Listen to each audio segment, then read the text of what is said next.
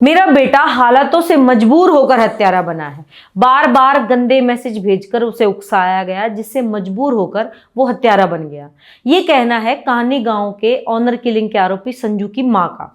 हर कहानी के दो पहलू होते हैं। एक पहलू जो बीते 3 दिनों से हर न्यूज चैनल और अखबार में छपा कि 22 साल की सपना, जिसकी उसके ही भाई ने हत्या कर दी थी, इसे ऑनर किलिंग का भी नाम दिया गया।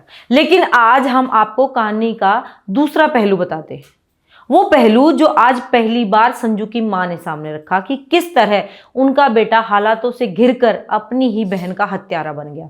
आज संजू की मां मीडिया के सामने आई और उन्होंने कहा, मेरा बेटा संजू मजबूरी में हत्यारा बना है।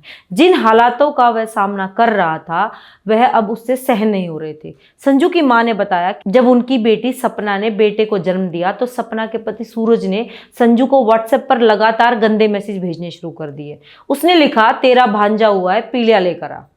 मां का आरोप है कि सूरज अपने दोस्तों के बीच भी संजू का मजाक उड़ाता, रास्ता रोकता और उसे टॉर्चर करता था। बार बार की ये बेइज्जती संजू से अब और बर्दाश्त नहीं हो रही थी और बात इतनी बढ़ गई कि इसके बाद उसने अपनी ही बहन की हत्या कर दी। कहानी की शुरुआत यहां से नहीं बल्कि 3 साल पहले से हुई थी। कहानी गांव की 22 वर्षीय सपना ने अपने ही गांव के युवक सूरज से कोर्ट मैरिज की थी। पूरा परिवार इसके खिलाफ था। शादी के बाद बेटी और दामाद करीब 2 साल तक गांव से बाहर रहे, लेकिन जब वे गांव लौटे तो दोनों परिवारों के बीच की दुश्मनी और गहरी हो गई। 19 नवंबर को सपना के भाई संजू ने अपने दोस्तों के साथ मिलकर बहन को गोलियां मार दी। जीजा सूरज मौके पर नहीं था, इसीलिए बच गया, लेकिन बाद में संजू उसे मारने की फिराक में था। उसके बाद मुठभेड़ में उसके पैरों में गोली लगी और अब वो पुलिस की हिरासत में है। संजू की मां बताती है कि सपना और सूरज स्कूल के दिनों से ही एक दूसरे को जानते थे। 22 मार्च 2022 को जब सपना 18 साल की हुई तो अगले ही दिन वो सूरज के साथ शादी करने चली गई। इसके बाद पंचायत हुई। परिवार ने समझाने की कोशिश की, लेकिन सपना नहीं मानी। थाने तक बात पहुंच गई और सपना ने खुद परिवार से सारे रिश्ते तोड़ दिए। संजू उस समय सिर्फ 14 साल का था। गांव के लोग उसे ताने मारते कि तेरी बहन भाग गई। कई बार उसके साथ मारपीट भी हुई। धीरे धीरे ये मानसिक दबाव बढ़ता गया और जब वह 10वीं में पहुंचा तो सूरज ने उसके स्कूल जाने तक के रास्ते में उसे परेशान करना शुरू कर दिया। कभी रास्ता रोकता, कभी बदतमीजी करता।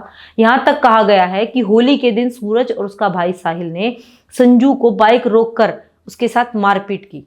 उस दिन संजू शराब पीकर घर लौटा और अपने पिता को सब कुछ बताया। इन सभी घटनाओं का असर ये हुआ कि संजू, जो पढ़ाई में बहुत अच्छा था, पढ़ाई छोड़ बैठा, 10वीं में फेल हो गया। मां का आरोप है कि सूरज ने कई झूठी शिकायतें भी उनके खिलाफ की, जिसके कारण उसके पति और बेटे को पुलिस ने भी पकड़ लिया था। इन सब के बीच संजू अंदर ही अंदर टूटता चला गया और अंत में हालात इस मोड़ पर आ गए कि उसने अपनी ही बहन की हत्या कर दी। ये है कहानी का दूसरा पहलू, जिसे आज उसकी मां ने सामने रखकर कहा कि मेरा बेटा हत्यारा नहीं है, हालातों का शिकार है।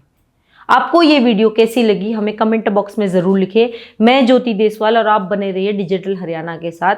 हमारे चैनल को इंस्टाग्राम व फेसबुक पर फॉलो करें और यूट्यूब पर सब्सक्राइब करें। धन्यवाद।